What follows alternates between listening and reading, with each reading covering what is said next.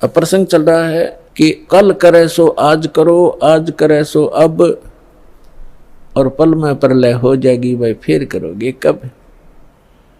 समझा है तो सिर दर पाओ, बहुर नहीं रे ऐसा दाव, आगे गए न बावड़े, रहते भी सब जा, और बिन साहिब की बंदगी कहीं ठोर ठिकाना ना। जो पहले चले गए, मृत्यु होगी, उन्होंने तो आके बताया नहीं हमारे साथ क्या बना, और शेष भी सब चले जाएंगे, ऐसे ही मृत्यु को प्राप्त हो जाएंगे। और परमात्मा ने आके बताया है कि वो जो भक्ति नहीं करते वो नरक में जाते हैं, सतगुरु नहीं मिलते, सच्चा संत नहीं मिलते, सतगुरु नहीं मिलते तो जाते नरक द्वार। जय सतगुरु मिलते नहीं, जाते नरक द्वार। है सतगुरु के उपदेश का लाया एक विचार, और जय सतगुरु मिलते नहीं, जाते नरक द्वार। नरक द्वार में दूत सब करते खेचा ताण, उनसे कभू ना छूटता फिर फिरता चारों खान। चार खानी माने ये अंडरज, जेरज, उद्बुद, ये चार प्रकार से जो उत्पत्ति प्राणियों की होती है, ये 84 लाख प्रकार के प्राणियों का जो जीवन होते हैं, इनको चार खानी, चार विभागों में बांटा है, चार डिवीजन बनाई है इनकी। और चार खानी में भ्रमता कबू ना लगता पार, सो फेरा सब मिट गया मेरे सतगुरु के उपकार। अब फिर कहते हैं ऐसे सतगुरु की क्या महिमा करूं, सात समुद्र की मसी करूं, लेखनी करूं बन राय, धरती का कागज करूं, गुरु गुण लिखो न जाए। अपना आत्मा, आप तो बालक हो, आपको तो अपनी बनाई खीर मिल गई, ना दो में माख फूटी और ना कोई आंच लगी। आपको तो परमात्मा ये बना के धर के गए थे, यो ज्ञान, तत्व ज्ञान। लेकिन इन काल के दूतों का ना तो गीता पढ़ने वालों को गीता समझ में आई, वेद पढ़ने वालों का वेद समझ में आए नहीं, पुराण पढ़ने वालों को पुराण समझ में आई नहीं, और कुरान पढ़ने वालों को कुरान समझ में आई नहीं, बाइबल पढ़ने वालों को बाइबल को का ज्ञान नहीं हुआ, और कबीर परमेश्वर की वाणी पढ़ने वाले इन कबीर पंथियों को परमेश्वर की वाणी का इनको समझ नहीं आया। तो ये परमात्मा आपको बना कर दरगे सारा ज्ञान है। वो कहते हैं गुड बेटर बेस्ट, आप वो बेस्ट क्वालिटी की आत्मा हो परमात्मा की, जिनको सतलोक आश्रम बरवाला में ये सतनाम और सारनाम प्राप्त हो रहा है। तो आपके लिए सारा प्रयत्न हो रहा है। अपना आत्मा बैड होता है, बैड तो बैड से गुड भी बन सकता है। जैसे चोर चोरी करता था, यो ज्ञान हुआ, चोरी छोड़ दी, भगत बन गया। शराबी शराब पीता था, शराबी कहलाता था, शराब छोड़ दी, भक्ति करने लग गया, भगत कहा आया। तो इसी प्रकार हम बैड से गुड बन जाएंगे, गुड से फिर बेटर बनेंगे, फिर बेस्ट बन जाएंगे। तो बेस्ट बनने के बाद हम सतलोक जाएंगे। तो जिनको सतलोक आश्रम बरवाला प्राप्त हुआ, मर्यादा में रहे, सतभक्ति करते रहे, तो वो बेस्ट क्वालिटी की हंस आत्मा है भगवान की, और उन पर विशेष रजा है परमात्मा की। धन्यवाद करा करो उस परम पिता भगवान कबीर साहिब का कि ये ज्ञान आप तक पहुंच चुका है। इस दास को पता है, या मेरे साथ जब से लगे हैं आपके भाई बहन, कितना संघर्ष करके आप तक ये ज्ञान पहुंचाया। न ये काल के दूत, ये दुष्ट लोग इस ज्ञान को ऊपर नहीं आने दे रहे थे। 600 वर्ष पहले परमात्मा आकर चले गए, क्योंकि अशिक्षित थे हमारे पूर्वज, और इन दुष्ट लोगों ने हमारे तक वो परमात्मा का ज्ञान नहीं आने दिया। ये कह करके कबीर तो अशिक्षित है, ये ब्रह्मा विष्णु महेश की निंदा करता है, ये देवताओं की निंदा करता है, इसको मारो पत्थर, इसको भगा दो। और जब से इस दास पर दया हुई परमात्मा की, या दास की नींद खुली और ये तत्व ज्ञान हुआ, उसी दिन से बेचैनी बन गई। जिसको समझाऊं उल्टा पड़े। कबीर साहब कहते हैं, साच कहूं जग मारन आवे, और झूठ कही ना जाइयो, और साच न पूरा पावते झूठों जगपति आइयो। तो पुण्यात्मा, सन 1994 में परम पूज्य मेरे गुरुदेव जी ने नाम देने का आदेश दिया था। उस दिन से आज तक ये दास जानता है कि कितने संघर्ष करके आप तक परमात्मा का यो ज्ञान पहुंचा पाया हूं। इन दुष्ट लोगों ने इतने बाधाएं की, जेल तक भेज दिया, झूठे केस बनाकर, झूठी अफवाहें फैलाकर रामपाल गुंडा है, भुंडा है। इन्होंने बताया 1 नंबर का आदमी है और सारे विश्व के कल्याण के लिए प्रयत्नशील है।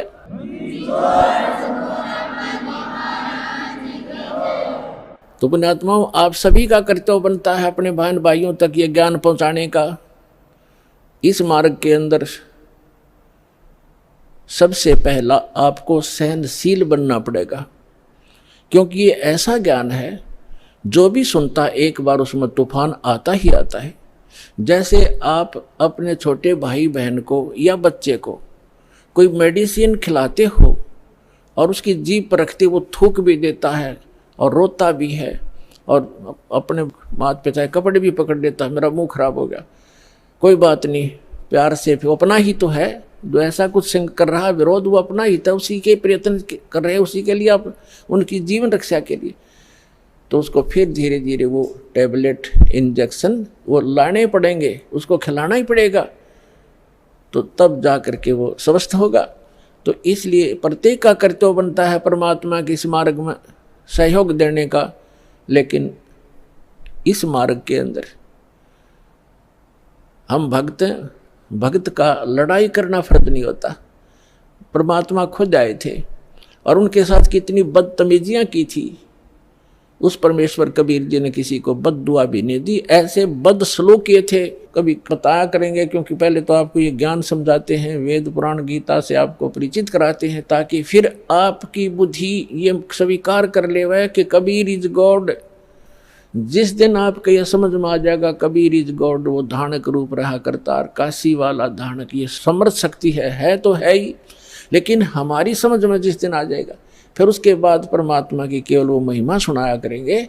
परमात्मा की अमर वाणी से आपकी आत्मा विभोर हो जाया करेगी, आंखों से आंसू पड़ा करेंगे। और उसके बावजूद इतना कुछ तंग किया मालिक को, उनकी कथा कभी सुनते हैं, पढ़ते हैं तो आंखों से आंसू नहीं रुकते, कलेजा फटने को हो जाता है। और एक सबसे बड़ी बात ये देखिए, उनको परमात्मा ने किसी को बद्दुआ तक नहीं दी, नहीं तो वो समर्थ हैं 1 सेकंड में पृथ्वी को नाश कर दें, दूसरी सेकंड में एज इट इज धर दें, ये इतने सक्षम है कबीर भगवान। लेकिन उन्होंने उनको बद्दुआ नहीं दी, क्योंकि वो उनको मालूम था कि ये मेरे ही बच्चे हैं। इन्होंने भांग पी रखी है काल भगवान की, और इन दुष्ट लोगों ने मेरे बच्चों को मेरा विरोधी बना दिया काल के दूतों ने। और वो काल के दूत कौन है? वो गुरु पद पे, वो भी तो परमात्मा के बच्चे हैं। तो पुण्यात्मा, जब आपकी बुद्धि, आपका विचार सतर इतना ऊपर उठ जाएगा तब हम आगे बढ़ पाएंगे। ना तो रोज की किसी के मरले लड़के ये तो 4 बैठे हैं। तो हमने अपने मिशन को सफल भी करना है, अपने आप को बचा के भी रखना है, और परमात्मा के ज्ञान को उसके बच्चों तक पहुंचाना है। कहते हैं आत्म प्राण उद्धार ही ऐसा धर्म नहीं, और जीव का उद्धार करा दे इससे बड़ा कोई पुण्य नहीं है। देखो, पुण्य तो वो भी है जैसे पक्षियों को दाने डाल दिए, कोई गौशाला धर्मशाला बनवा दी, कोई कुआं खुदवा दिया हैं, कोई बाग बगीचे लगा दिए, कोई भंडारे कर दिए, वो तो अच्छी बात है, कर दिए। और जैसे आज तो आपने पक्षियों को दाने डाल दिए और वो पक्षी अगले जन्म में बन गया सूअर, फिर क्या डालेंगे? आज तो हमने उस पशु के लिए गौशाला बनवा दी, गऊ है, और अगले जन्म में वो सूअर बन गई, सूअरी बन गई, फिर क्या क्या सेवा करेंगे इसकी? तो उसका एक तरीका बताया कि जो मानव शरीरधारी प्राणी है इसमें उद्धार हो जाएगा इनका, इस परमात्मा की शरण माने से, कबीर भगवान की शरण माने से या सद्भक्ति करने से उस आत्मा का फिर उद्धार हो जाएगा। वो ना गधा बने, ना पशु बने, ना सूअर बने, और फिर सतलोक चली जाएगी। अब कितना झंझट मिट गया। अब कहते हैं सतगुरु के उपदेश का लाया एक विचार, जय सतगुरु मिलते नहीं जाते नरक द्वारे, नरक द्वार में दूत सब करते खेचा ताण, उनसे कभू ना छूटता फिर फिरता चारों खान, 4 खानी में भ्रमता कभू न लगता पार, सो फेरा सब मिट गया, हमारे सतगुरु के उपकार।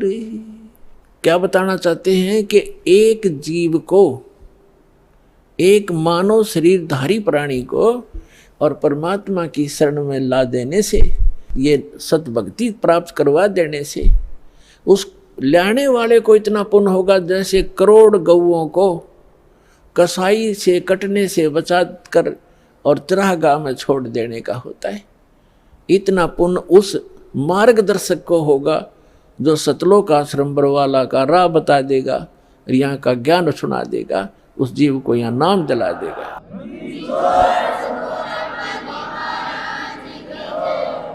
तो फिर उसके बाद कहते हैं उस भक्त का सारा बाईपास निकल गया, सतगुरु मिल गए, सतगुरु की उपदेश का लाया एक विचार, और जय सतगुरु मिलते नहीं हम जाते नरक द्वार। नरक द्वार में दूत सब फिर करते खेचा तान, उनसे कबू ना छूटता फिर फिरता चारों खान। चार खानी में भ्रमता और कबू न लगता पार, और सो फेरा सब मिट गया मेरे सतगुरु के उपकार। ओए अब ना वो पशु बने, ना पक्षी बने, और ना कोई और नरक में जावे, तो कितना बाईपास निकाल दिया परमात्मा की कृपा से, उस सच्चे नाम से वो कितना बाईपास निकल गया। तो इस प्रकार कहते हैं आत्म प्राण उधार ही, ऐसा धर्म नहीं और इससे बड़ा कोई पुण्य नहीं प्राणी को। पुण्य तो और भी है, लेकिन अगर आप परोपकार करना चाहते हैं, आपके दिल में दया है प्राणियों के प्रति, तो मानव शरीरधारी प्राणी को मनुष्य जीवन प्राप्त करवा दे।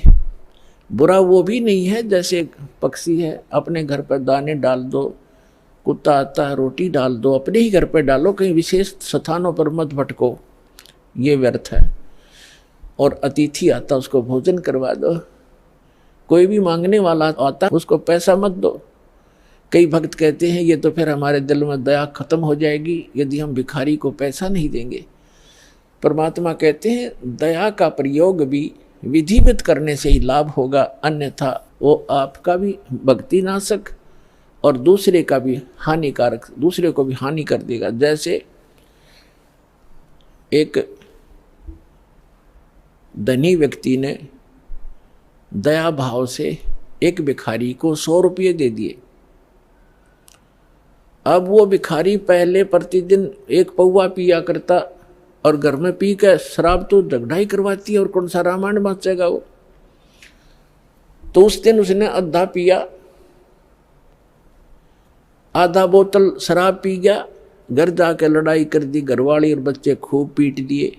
वह उसकी पत्नी लेकर बच्चों को कुएं में गिर गई, सारे मर गए। अब उसके दान करने वाले दयालु ने उस भिखारी का कुणबा गानी करवा दी। तो ये दया भी खराब है, ऐसी दया नहीं करनी चाहिए। भिखारी को रोटी खिला दे, अगर भिखारी रोटी खा ले भाई, कपड़ा नहीं है तो कपड़ा सिलवा दे उसको, बिना सिलाया नहीं दो जाते बेचेगा और गुटी लाओगा। एक भगत कह रहा था कि एक दिन मैं पार्क में घूमने चला गया और वहाँ 2 बाबा जी बैठे, नकली 2 या 3 जैसे थे वह। तो वो मांग मूंग के लाए, इकट्ठे पैसे कराया करते शाम ने। उस दिन उनके पास सारा कुल मिलाकर 20-25 रुपये बने। तो वो कहने लगे भाई इसमें तो कुछ भी ना आवे, एक का भी काम ना चले शराब पीने का। तो उन्होंने बोला भाई ठीक है तुम टाल कर दो, मैं अकेला पी लूँगा। वो ले के एक बाज गया 25 रुपया ने। उसने अकेले ने काम चलाया उस दिन, तुम्हारे लिए कल दे दूंगा फिर मैं इकट्ठे करके। तो बता, इन इसे दुष्टों को दान करके तुम अपना पुण्य चाहते हो, अपना कल्याण चाहते हो? तो दान भी कहते हैं गुरु बिन माला फेरते, गुरु बिन देते दान, गुरु बिन दोनों निष्फल हैं, चाहे पूछो वेद पुराण। तो गुरु के अतिरिक्त दिया हुआ आपका दान भी व्यर्थ ही रहेगा। अगम निगम को खोज ले, बुद्धि विवेक विचार, उदय अस्त का राज मिले तो वे नाम बेगार। परमात्मा ने आपके ऊपर मेहर की है, पुण्यात्माओं। मनुष्य शरीर ऐसे समय में अब परमात्मा ने बैन उठा रखा है कि जो भी सतनाम को और इस सारनाम को प्राप्त कर लेगा, आजीवन मर्यादा में रहेगा, गुरु वचन पर चलेगा, वो सभी सतलोक चले जाएंगे, जहाँ जाने के बाद साधक फिर लौटकर कभी संसार में नहीं आते। तो उसके लिए बताया है कि सतगुरु मिलना चाहिए, पूरा संत हो, सत भक्ति शास्त्र अनुकूल हो और भक्त भी कति डट के भक्ति करे, बुराई छोड़ दे। बीड़ी शराब मांस तमाकू आन उपासना रिश्वतखोरी चोरी जारी, ये सब बुराई है, इस भक्ति मार्ग में बाधक है। इनको त्याग कर ही हम परमात्मा प्राप्ति कर सकते हैं, मनुष्य जीवन को सफल कर सकते हैं। अब प्रसंग चल रहा है कि कल करे सो आज करो, आज करे सो अब, और पल में प्रलय हो जाएगी, भाई फिर करोगे कब। समझा है तो सिर दर पाओ, बहुर नहीं रे ऐसा दाव, आगे गए न बावड़े रहते भी सब जा, और बिन साहिब की बंदगी कहीं ठोर ठिकाना ना। जो पहले चले गए, मृत्यु होगी, उन्होंने तो आके बताया नहीं हमारे साथ क्या बना, और शेष भी सब चले जाएंगे, ऐसे ही मृत्यु को प्राप्त हो जाएंगे। और परमात्मा ने आके बताया है कि वो जो भक्ति नहीं करते वो नरक में जाते हैं, सतगुरु नहीं मिलते, सच्चा संत नहीं मिलते, सतगुरु नहीं मिलते तो जाते नरक द्वार। जय सतगुरु मिलते नहीं जाते नरक द्वार, है सतगुरु के उपदेश का लाया एक विचार, और जय सतगुरु मिलते नहीं जाते नरक द्वार। नरक द्वार में दूत सब करते खेचा ताण, उनसे कभू ना छूटता फिर फिरता चारों खान। चार खानी माने ये अंडरज जेरज उद्बुद, ये 4 प्रकार से जो उत्पत्ति प्राणियों की होती है, ये 84 लाख प्रकार के प्राणियों का जो जीवन होते हैं, इनको 4 खानी 4 विभागों में बांटा है, 4 डिवीजन बनाई है इनकी। और 4 खानी में भ्रमता कबू ना लगता पार, सो फेरा सब मिट गया मेरे सतगुरु के उपकार। अब फिर कहते हैं ऐसे सतगुरु की क्या महिमा करूं, 7 समुद्र की मसी करूं, लेखनी करूं बन राय, धरती का कागज करूं, गुरु गुण लिखो न जाए। अपना आत्मा, आप तो बालक हो, आपको तो अपनी बनाई खीर मिल गई, ना दो में माख फूटी और ना कोई आँच लगी। आपको तो परमात्मा ये बना के धर के गए थे, यो ज्ञान तत्व ज्ञान। लेकिन इन काल के दूतों के ना तो गीता पढ़ने वालों को गीता समझ में आई, वेद पढ़ने वालों का वेद समझ में आए नहीं, पुराण पढ़ने वालों को पुराण समझ में आई नहीं, और कुरान पढ़ने वालों को कुरान समझ में आई नहीं, बाइबल पढ़ने वालों को बाइबल को का ज्ञान नहीं हुआ, और कबीर परमेश्वर की वाणी पढ़ने वाले इन कबीर पंथियों को परमेश्वर की वाणी का इनको समझ नहीं आया। तो ये परमात्मा आपको बना कर दरगे सारा ज्ञान है। वो कहते हैं गुड बेटर बेस्ट, आप वो बेस्ट क्वालिटी की आत्मा हो परमात्मा की, जिनको सतलोक आश्रम बरवाला में ये सतनाम और सारनाम प्राप्त हो रहा है। तो आपके लिए सारा प्रयत्न हो रहा है। अपना आत्मा बैड होता है, बैड तो बैड से गुड भी बन सकता है। जैसे चोर चोरी करता था, यो ज्ञान हुआ, चोरी छोड़ दी, भगत बन गया। शराब पीता था, शराबी कहलाता था, शराब छोड़ दी, भक्ति करने लग गया, भगत कहाँ आया। तो इसी प्रकार हम बैड से गुड बन जाएंगे, गुड से फिर बेटर बनेंगे, फिर बेस्ट बन जाएंगे। तो बेस्ट बनने के बाद हम सतलोक जाएंगे। तो जिनको सतलोक आश्रम बरवाला प्राप्त हुआ, मर्यादा में रहे, सतभक्ति करते रहे, तो वो बेस्ट क्वालिटी की हंस आत्मा है भगवान की, और उन पर विशेष रजा है परमात्मा की। परमात्मा हमें आकर ज्ञान देते हैं, रह रह कर समझाने की चेष्टा करते हैं। 7 समुद्र की मसी करूं और लेखनी करूं बन राय। किसी भी एक मान ले पेड़ को काट कर रख लो और उसकी छोटी छोटी टहनी बड़े तने सबको चीर चीर कर कलम बना कर रख दे, ढेर लग जाएगा। और परमात्मा कहते उस एक पेड़ की सब कलमों को लिखना शुरू कर दे। धरती जितना बड़ा कागज हो, 7 समुद्रों जैसी इंक हो, स्याही हो, तो कहती ये सब लिखते लिखते कलम घिस जा, 7 समंदर की इंक भी समाप्त हो जावे। ऐसे सतगुरु के गुण लिखे नहीं जा सकते। अब क्या लिखोगे? एक कुत्ते का जीवन लो, उस कुत्ते के जीवन में क्या क्या कष्ट उसको होते।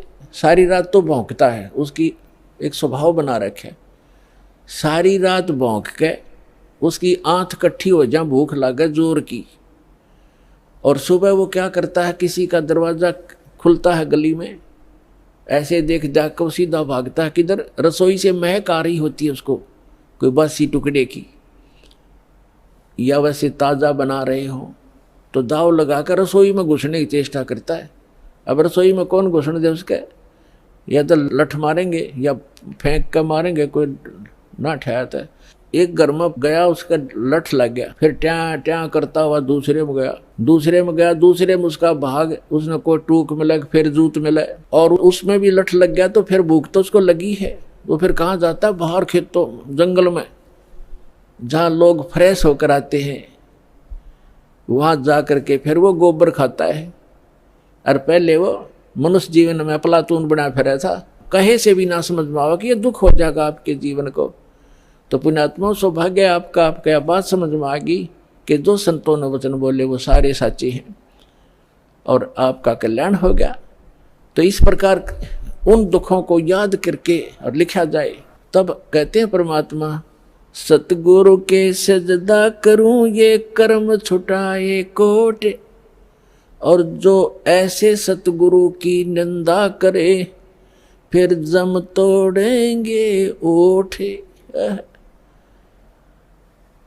परमात्मा अपनी महिमा बताते हैं और अपने दास को जो भेजते हैं उसके बारे में बताना चाहते हैं कि सतगुरु के सजदा करूं, कुर्बान हो जाऊं उस संत के ऊपर जिसने कर्म छुटाए कोट।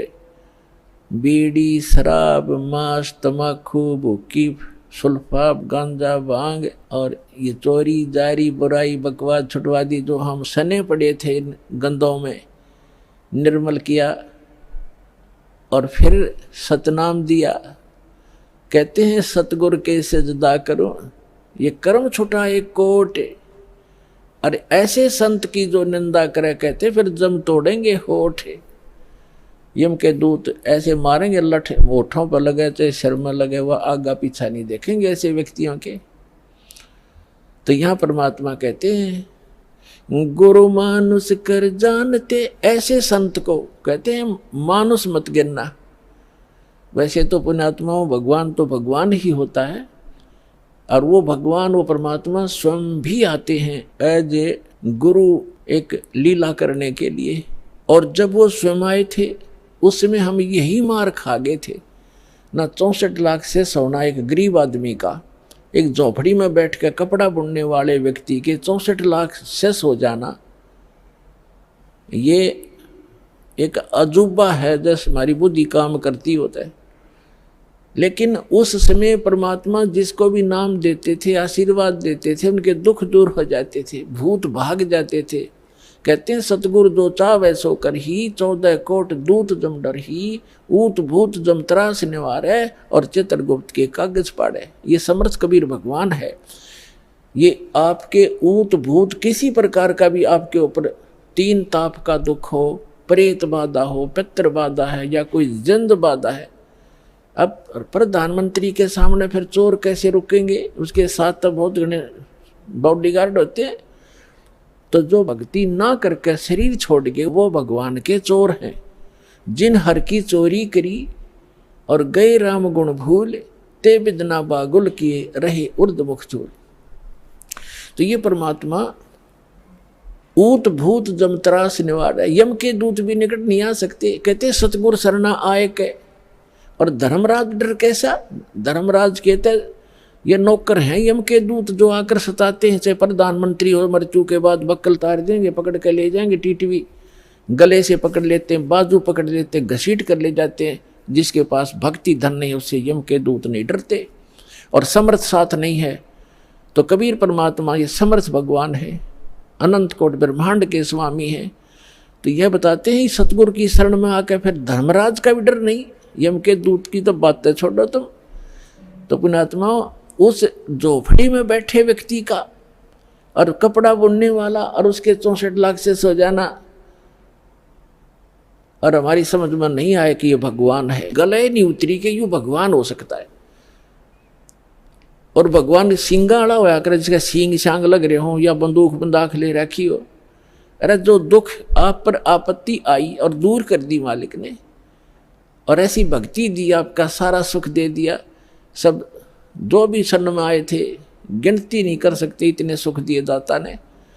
और लेकिन उन सिरफरों के बकाए हुए ये कह दिया करते, नहीं यो तो वैसे सिद्ध पुरुष है, कोई सिद्धि शादी जानता है, ये भगवान थोड़ा ही हो सकता है। हम मान्य करते भगवान श्री राम और श्री कृष्ण, जिसके हाथ में तीर, सुदर्शन चक्र, और हनुमान जी के पास गदा, और माता ले 8 हाथों में हथियार, तो हम इसे ईशान भगवान मानना थे।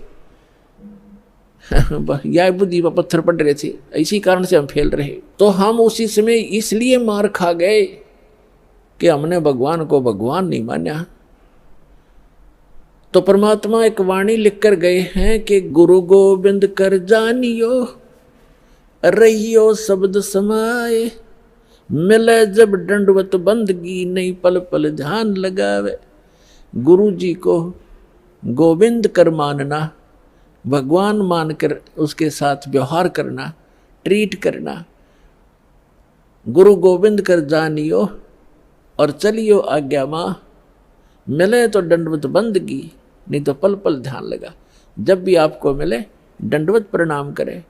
और गुरु जी को परमात्मा मानना, वो खुद तो भगवान थे ही, लेकिन अब अपने दास को भेजा है परमात्मा ने, तो इसलिए कि आपका जो भाव है वो बना रहेगा। जैसे गणित के अंदर एक प्रश्न आता था ब्याज का, ऋण का, तो उसमें मूलधन ज्ञात करना होता था। मूलधन तो होता था वो करोड़ों और अरबों रुपए का। उस करोड़ों और अरबों रुपए के मूलधन को प्राप्त करने के लिए मानना पड़ता है, मान लीजिए मूलधन 100 रुपये। वो 100 रुपये मूलधन नहीं है, लेकिन वो सपोज करना पड़ेगा उस प्रॉब्लम को सोल्व करने के लिए। तो ये समझ लेना पुण्यात्माओं, परमात्मा की वाणी है कि गुरु गोविंद कर जानियो और रहियो आज्ञा माही, मिले तो दंडवत बंदगी, नहीं पल पल ध्यान लगाए। अब जैसे आप यहाँ से जाओगे शरीर छोड़ के, ये तो छूटेगा, आपको मालूम है सबको। हम चाहते तो नहीं है कभी मृत्यु हो, लेकिन यह तो होगी होगी। वो माल्य के आधार पे है। अब तो आप भक्त हो गए, आपकी मृत्यु तो भगवान कबीर साहब के हाथ में। आप कहोगे तब होगी, कई बार कह लोगे जब होगी। अब काल नहीं मार सकता आपको, अकाल मृत्यु नहीं मर सकते आप, अगर नियम ठीक रखोगे।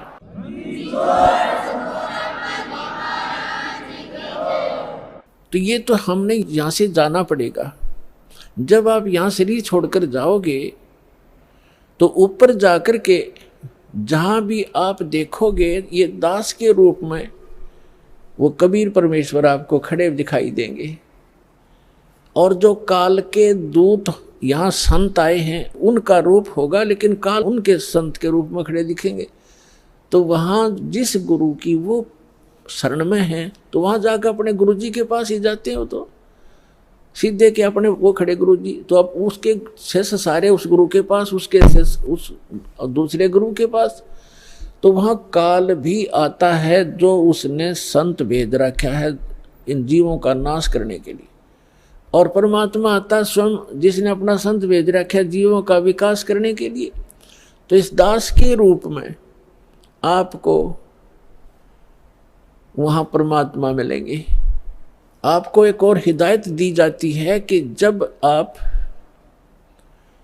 गुरु जी के पास जाते हो, प्रणाम करते हो, तो उसमें एक अभ्यास बनाओ कि सतनाम का सुमरण अवश्य करें। प्रथम नाम मिला है तो प्रथम का अवश्य करें। जैसे प्रणाम करते करते भी आप एक सांस का सेवन आसानी से कर सकते हो,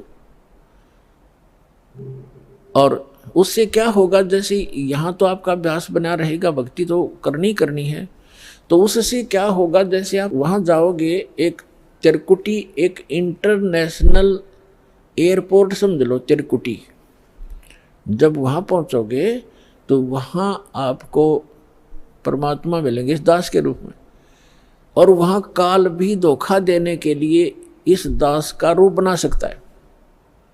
तो उसमें आप जी ने सिमरन करना है सतनाम का, क्योंकि वहाँ जाएगा तो सतनाम ही होगा आपके पास, सारनाम तो होगा ही होगा, सतनाम भी होगा। तो सतनाम का और सारनाम का जाप करना है। तो सतनाम का जाप करने मात्र से, और प्रथम मंत्र भी अगर प्राप्त है, इसमें प्रथम और लास्ट 2 मंत्र हैं इस 7 मंत्रों में, तो ये दोनों मंत्र भी गजब के मंत्र हैं। इनका भी जाप करने से क्या होगा, यदि सामने काल परमात्मा की बजाय स्वयं आकर के दास का रूप बनाकर खड़ा हो जाएगा, इस सिमरन से उसका तुरंत चेहरा बदल जाएगा, उसके ऊपर का आवरण हट जाएगा, उसकी वास्तविकता वो भूंडी शकल दिखाई देगी, फिर आप अपने आप दूर हो जाओगे, फिर इधर उधर देखोगे।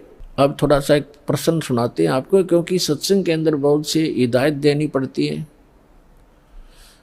तो ये सुमन करने से भी अगर शकल नहीं बदलती है तो आपके ओरिजिनल गुरुजी और ओरिजिनल गॉड है।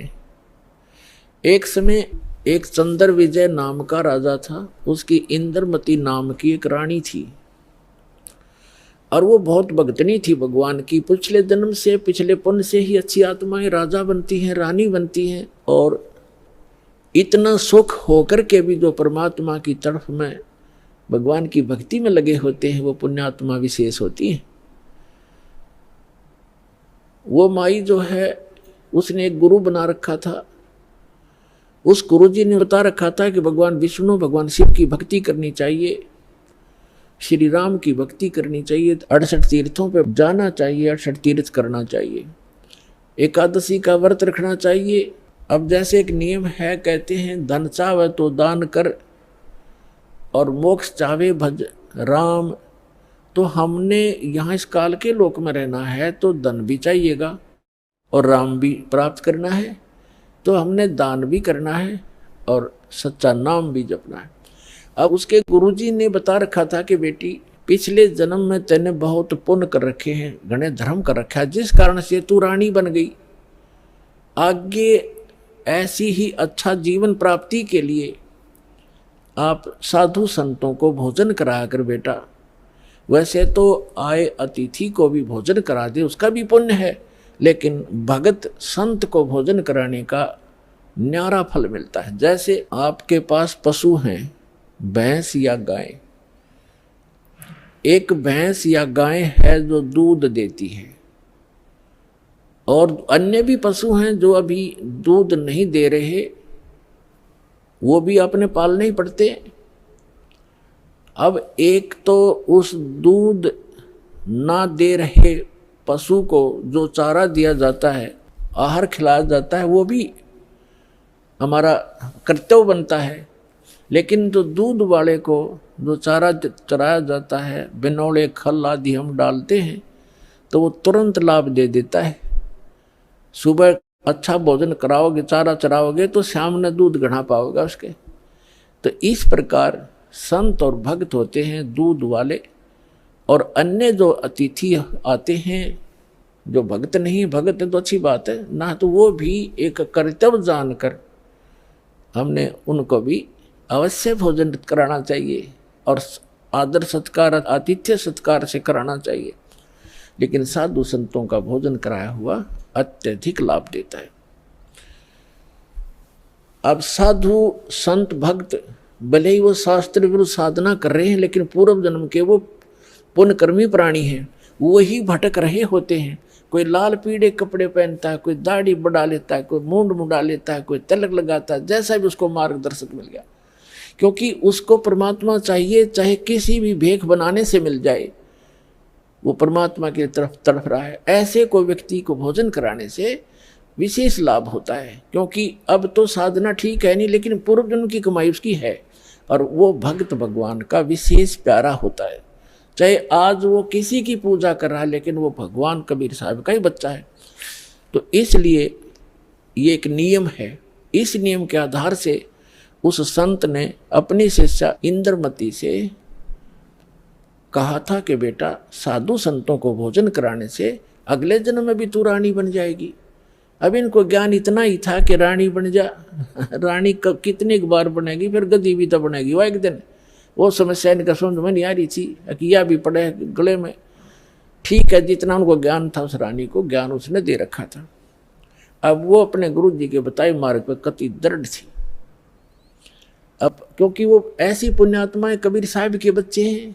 परमात्मा कहते हैं, दो जन मेरी शरण है, ताका हूं मैं दास, और गेल गेल लाग गया फिरूं, साथ साथ फिरता रहता हूं जब तक धरती आकाश। आपको बहुत बार बताया, क्योंकि ये दातंग मार्ग है पुण्यात्माओं। आपने केवल कथाएं सुनी हैं, ये राम कृष्ण की, सुदामा और कृष्ण की, बेलनी और राम की, राम रावण की लड़ाई, महाभारत का युद्ध, ये भी एक इतिहास है, लेकिन ये अध्यात्म मार्ग नहीं था। अब ये है संपूर्ण अध्यात्म मार्ग ज्ञान। इसको बहुत प्रकार से समझाना पड़ता है। अब रानी ने जो भी गुरुजी ने बताया था उस पर दृढ़ होगी, और उसने ये सोचा कि भी साधु संतों को भोजन कराना अनिवार्य है। उसने एक अपना नियम बना लिया कि मुझे भूल ना पड़े, मैं प्रतिदिन संतों को, जितने भी आसपास संत हैं, 2, 4, 10, कम से कम एक को तो भोजन करा कर ही मैं प्रतिदिन आहार किया करूंगी। तो उसने अपने नौकरों से बोल दिया कि आसपास जो भी जंगल में कोई साधु संत हो, उनको प्रार्थना करके आओ कि डेली यहाँ भोजन करके जाएं,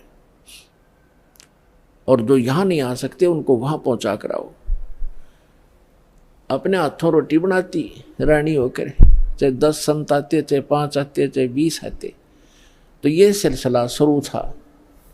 एक बार क्या हुआ कि कुंभ के मेले का कोई ऐसा संस्कार हो गया। कुंभ के मेले पर हरिद्वार में चले गए सभी साधु संत पर भी लेने के लिए, और पैदल आना जाना होता था, तो 10-15 दिन का प्रोग्राम उनका बनता ही बनता था। कोई भी संत उस क्षेत्र में रहा नहीं। अब रानी को पता चला कि साधु आए नहीं, पता करके आओ। पता करके आए, साधु नहीं थे, कोई है नहीं, सब चले गए, सबकी झोपड़ी खाली पड़ी है। पता चला कि वो तो तीर्थ भ्रमण पर चले गए। तो रानी ने प्रण कर रखा था, प्रतिज्ञा कर रखी थी कि जब तक खाना खिला लूंगी संत को, मैं आहार नहीं करूंगी। 1 दिन बीत गया, 2 दिन बीत गया, रानी थी भूखी गड़ी, रही नहीं थी। 3रे दिन तो वह कति आंखें बंद करने लगी, अब मरूंगी। उसके पति ने भी समझाई, तो क्यों अपना जीवन नाश करे, खा ले 2 रोटी। तो साधु आओ फिर जमा दिए कि बिजली गिर गई, पर ने बोली नहीं, मर जाएंगी पर मैं भोजन नहीं खाऊं। अब उस पर दुख देखा नहीं जाता, उस परम पिता पे। द्वापर के अंदर परमात्मा करुणा में नाम से आए हुए थे, यही कबीर भगवान, वो समर्थ परमात्मा, अमर पुरुष। चारों युग में आते हैं परमात्मा। कहते हैं सतयुग में सत सुकृत कै टेरा, त्रेता नाम मुनिंद्र मेरा, द्वापर में करुणा में कहाया, और कलियुग नाम कबीर धराया। चारों युग में आया हूं मैं, परमात्मा कहा करते। तो द्वापर में वो करुणा में नाम से आई हुई थी।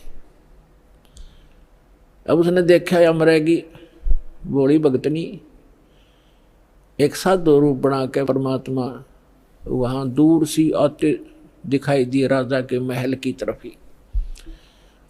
रानी ने कहा अपनी नौकरानी से कि बांदी है दासी, यदि तू अपनी रानी का जीवन चाहती है तो देख ले कोई साधु संत तुझे दिखाई दे जा, नहीं तो आज शाम तक तेरी रानी प्राण छोड़ देगी।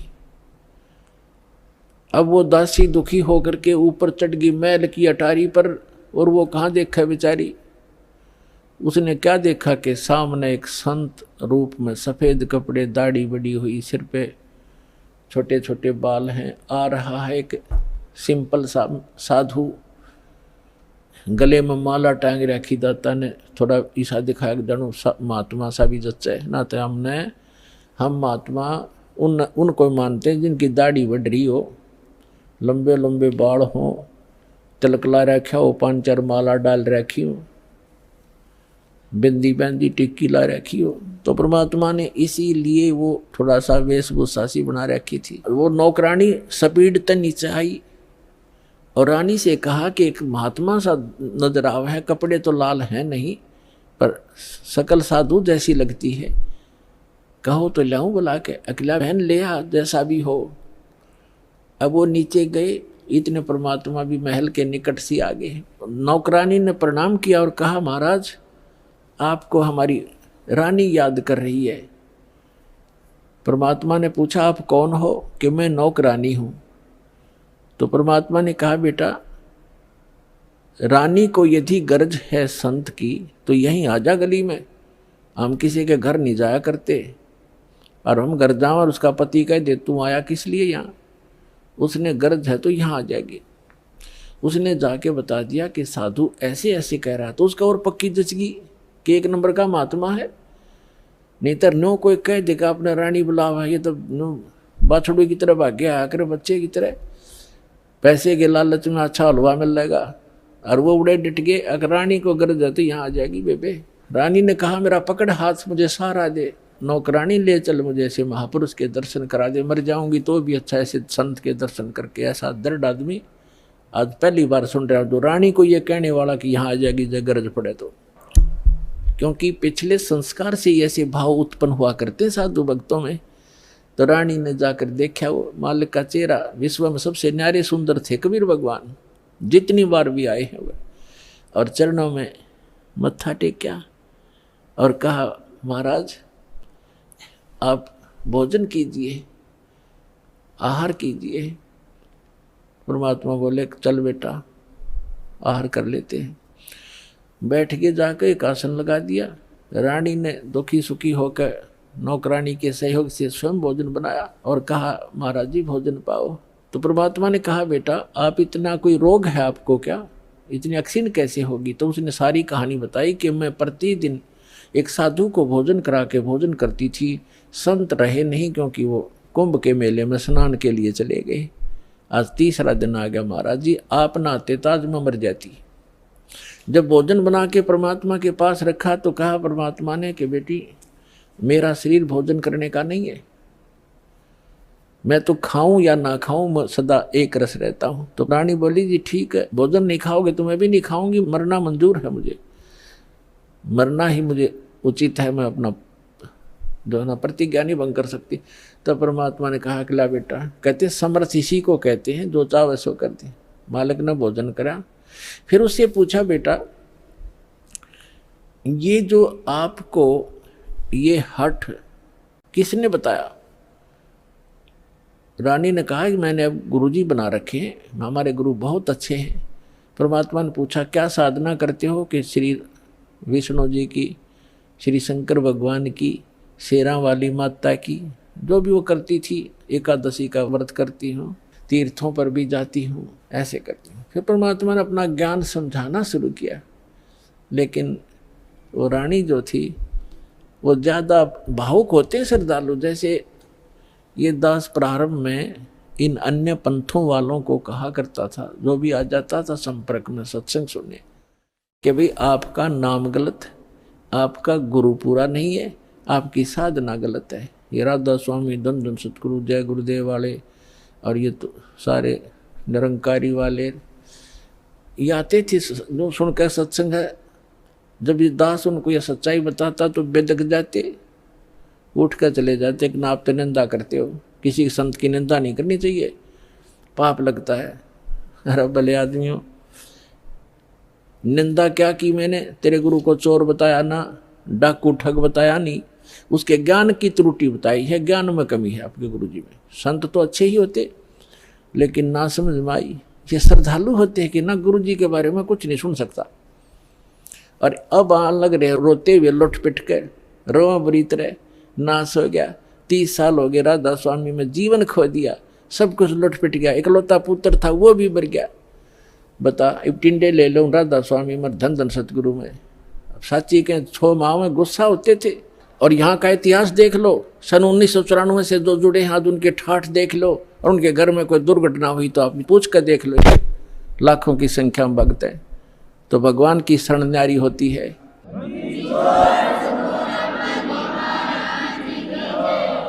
एक भगत से उसके सुख पूछने लग जाना, आपका दिमाग फेल हो जाएगा और उसके मुंह का थूक सूख जाएगा। गुण भगवान के बताने से बंद नहीं होगा आपको, जिसने 5-4 वर्ष से भी नाम ले रखा है। ये समर्थ है, पूर्ण परमात्मा है, इसलिए दास ये रे हो रहा आपके लिए कि किसी प्रकार आपके समझ में आ जा कबीर इज गॉड। दास का काम पूरा हो, फिर तो आप डूंडा पाट जाएगा, पूरे विश्व में एक ही रस हो जाएगा कुछ दिनों में। तो रानी क्या कह रही है, परमात्मा ने बताना शुरू किया, बेटा आप विष्णु की पूजा करती हो, विष्णु जी की, कहाँ जाओगे? बता आपके गुरु ने। जी स्वर्ग में जाऊंगी। स्वर्ग में कितने दिन रहोगे? अब सत्संग सुनकर थोड़ा बहुत ज्ञान हो ही जाता है। कहती है जी वो तो जितना धर्म होंगे मेरे पुण्य होंगे उतने दिन वहाँ रहूंगी, फिर कहाँ जाएगी? पता नहीं, वह मैं बताऊं कहाँ जाएगी, तो गधी बनेगी फिर अगले दिन में। अब यह बात उसका उत्तर नहीं गला। परमात्मा ने बताया जो साधना आप कर रही हो, पुण्य कर रहे हो, दान कर रहे हो, ठीक है, रानी भी बन जाएगी और स्वर्ग भी चली जाएगी, फिर पशु योनि में भी कंपलसरी जाएगी। और ये आपके विष्णु जी भी नासवान, आपके शंकर जी भी नासवान, आपके ब्रह्मा जी भी नासवान। तो कहते थर पकड़ थर होई, अमर की साधना करने से अमर पुरुष की तो अमर हो सकते हो। तुम नासवानों की भक्ति करके और सथाई होने की कुचेष्टा करती हो। अब वो रानी कहने लगी, मुंह बना लिया रानी ने, इंदुमती ने, कि महाराज जी ये संत है ना, ये एक दूसरे की निंदाएं कराया करें, और मेरे गुरु जी के बारे में देखो आप कुछ ना कहिए, जो मेरे लिए तो भगवान है। परमात्मा बोले, बेटा अगर गधे ने कोई गाय को है और गधी को कोई ये बताओ ये गधी है गाय नहीं है बेटी, और वो नौकर मेरी गाय को गधी क्यों बताता है, तो दुख नहीं मान्या करते। उसकी जांच करे सचमुच क्यों कहा इसने ऐसी कड़वी बात, लेकिन वो नहीं मानी। अपने आत्माओं अपने बच्चों तक पहुंचने के लिए परमात्मा ने कितना प्रयत्न करना पड़ता है, इन काल के दूतों ने ऐसा उलझा दिया। अब परमात्मा ने बहुत कोशिश की कि बेटा मैं तेरे हित की बात कह रहा हूँ, मैं तेरे गुरु जी को चोर नहीं कहता, गुंडा डाकू नहीं कहता, उनको ज्ञान नहीं है, वो विष्णु जी को समर्थ शक्ति बताते हैं, विष्णु जी खुद नासवान है, तो आपकी रक्षा कैसे करेगा वो? शिव जी को आप भगवान मानते हो। परमात्मा ने बताया कि जिस समय भस्मागिरी नाम का एक संत भगवान तेरे शंकर जी के सामने ऊपर न पैर नीचे न सिर करके 12 वर्ष तपस्या की। आपने पढ़ा होगा पुराण में, कहाँ जी पढ़ रखा है, सुना है, पढ़ा भी है। और जो भस्म कंडा शिव से मांग लिया और भगवान शिव को मारने की चेष्टा करने लगा वो भस्मासुर, तो भगवान शिव जी ने क्या किया, भाग्य थे ना वो तो अविनाशी हैं, जिनको तो अविनाशी मान रही, उनसे तू रक्षा की बाट देखे, सुरक्षा वो आप सुरक्षित नहीं। अब बात सारी साची, पर गुरु जी के बारे में सुनना कति पसंद नहीं, वो पिछला रंग चढ़ रहा कसुता। तब परमात्मा ने कहा, बेटा मान से मत मान। देखो मैं वैसे अपने आप को भगवान कहें तो कोई ना कतिये ना मानने जनता। परमात्मा ने कहा कि जिस भगवान की मैं भक्ति बताता हूँ वो अजर व अमर है, उसकी भक्ति करने से आपकी आयु भी बढ़ जाएगी, जो मंत्र मैं दूंगा, और जो मंत्र आप जाप करते हो इससे आपकी उम्र ना बढ़ सकती ना घट सकती, और हम जो मंत्र देंगे उससे आपकी जितनी आयु आप चाहोगे वो बढ़ जाएगी। तो वो फिर भी ये कहती है जी इस तरह की बातें तो ये संत आपस में खूब जानते हैं, मुझे तो अपना गुरु बिल्कुल मेरे हृदय में समा रहे हैं। तो परमात्मा ने कहा, ठीक है बेटा, साच कहूँ जग माने नहीं और झूठ कही ना जाई हो, और ब्रह्मा विष्णु शिव जी दुखिया जिन ये राह चलाई हो। तो परमात्मा ने कहा कि ठीक है बेटी, मैं चला, मान चाहे मत मान, मेरा फर्ज था तेरे को सच्ची बात बताने का, और आज से तीसरे दिन तुझे सर्प डसेगा, तीसरे दिन तेरी सर्प के डसने से मृत्यु होगी, ना तेरा गुरु बचा सकेगा, ना तेरा विष्णु, ना तेरा शंकर जी बचा सकेंगे, और ना तेरा भक्ति यो मंत्र बचा सकेगा। और न्यू कह के महाराज जी उठन लगे, चरणा में पड़ गई। अब मौत दिखे है ना, जब जच्चा खाई बूढ़ी बन गया दे। साधु संत झूठ नहीं बोला करते। चरणों में गिर गई और कहने लगी महाराज सचमुच। परमात्मा बोले 30 दिन आगे तेरी शेष आयु नहीं है और 83 लाख योनियों में जाएगी तू। फिर बोली महाराज जी फिर क्या करूं मैं? मैं मंत्र दूंगा बेटा, मंत्र जाप करिए और उस गुरु जी से बात भी मत करिए, जो दुश्मन है तेरा। देश तो ते सारा मर जा पर अपना नंबर ना हो, इतना कोई दिक्कत नहीं। जब अपना नंबर आता दिखा ना, जब की गिबंद है जीव की, तब सारी मान ली। ठीक जी जैसे आप कहोगे न्यू कर लूंगी। और मन में न्यू सोच रही कि देखूंगी 30 दिन क्या होगा। दीक्षा ले ली और गुरु जी ने बताया कि बेटा 30 दिन काल आवेगा और मेरे रूप में आवेगा। अरे एक ध्यान रखना, जो मैंने आपको मंत्र दिया प्रथम, जब वो निकट आवे तो पहले आप इस मंत्र का जाप करके और फिर प्रणाम करना। इस मंत्र का जाप करना, वैसे तो प्रणाम नहीं करना पहले। देखो उस समय उन्होंने विशेष हिदायत इसलिए दी थी आगे के लिए, फिर परमात्मा ने बताया था वैसे संत आवे पहले दंडवत करे और फिर उनसे कुशल मंगल पूछे। लेकिन उस दिन परमात्मा ने विशेष हिदायत दी थी क्योंकि उसका अभ्यास नहीं था लड़की का। इसलिए कहा कि जब मैं आऊं यानी मेरे रूप में काल आवेगा और तू भावुक होकर के बगैर मंत्र जाप किए चरण मत छूना। पहले मंत्र जाप करना और फिर चरण छूना। अब रानी ने किसी को बताया नहीं, ने सोचा क्या पता सच्ची है कि झूठी है। ठीक अगले दिन के 1 बजे के आसपास परमात्मा के रूप में काल गया, करुणामय के रूप में, और कहा इंद्रमती कहाँ है बेटा? अब इंद्रमती ने देखा गुरुजी आगे, लेकिन वो बात उसके हृदय में गड़ रही थी। गुरुजी ने ये भी बात कही थी तो उन्होंने प्रथम मंत्र सिमरण कर दिया। वो सारा जो कंप्लीट कोर्स यही है वो जो आपको दे रखा। उसके प्रथम मंत्र के प्रथम नाम से ही एकदम उसका स्वरूप बदल गया और ऐसी विकराल चेहरा, लंबे दांत और मोटी मोटी आंख, बेहुद्दी सी विकराल सी शरीर दिखाई दिया। तब उस काल ने देखा कि तेरा तो इसने आवरण उतार दिया। न बोला अब तब बच गई तू, तेरे पास मंत्र जबरदस्त है, तुझे फिर देखूंगा। अब रानी का जान बची लाखों पाए और गुरु जी के 100 शुक्र मनाए।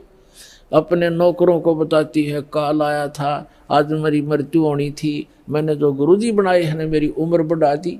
अब ना तो राजा को बताई, उसके दरबार में जाके राजा ने बोला तू पड़ी रह, काल आ जाता तने छोड़ जाता। ये तुमने ऐसे कहती रहती हो, कोई कुछ कह दे उसकी बातों में आ जाती हो। तो उसके साथी भी तेरी बेचारी के साथ वो राजा की के माने वो आ गई वापस, शुक्र मनाया रख। आगे तो तेरी टल गई मृत्यु, छाटते आके लेट गई है भगवान।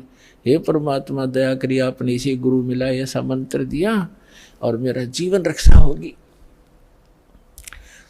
अब वह लेट गई बेड पे कति खुशी बना के। इतने में काल सर्प बन के आ गया। सर्प बन के आया और रानी के डस दिया। डसते उसकी आंख खुली और फिर वो ऐसे ऐसे जाता दिखा। उसने शोर बचाया, भागियो, डस ली, सर्प ने डस ली, सर्प ने डस ली। नौकर नौकरानियां आए, बाजे लठले, वो लंबा महल था राजा का। वो जो जाता दिखा सबने, मोरी में से निकल गया। रानी अचेत होगी, मृत्यु को प्राप्त होगी। राजा के घर तक सब प्रकार के वैद्य उपस्थित रहते थे। डॉक्टर बुलाए, वैद्य बुलाए, गार्डू बुलाए, सारा कुछ कर लिया और सब ने मृत घोषित कर दी। तब परमात्मा आ गए तो नौकर नौकरानियां कहने लगी जिन देखे थे भगवान उस दिन, वो नौकरानियां कहने लगी महाराज जी आपकी शिष्या को सर्प ने डस दिया, तब सर्प से मृत्यु होगी। हाहाकार मच गई। तो परमात्मा ने एक बहाना सा करा, मंत्र शब्द बुझाया और कहा उठ बेटी, 1 सेकंड में रानी खड़ी होगी। बोलो सतगुरुदेव।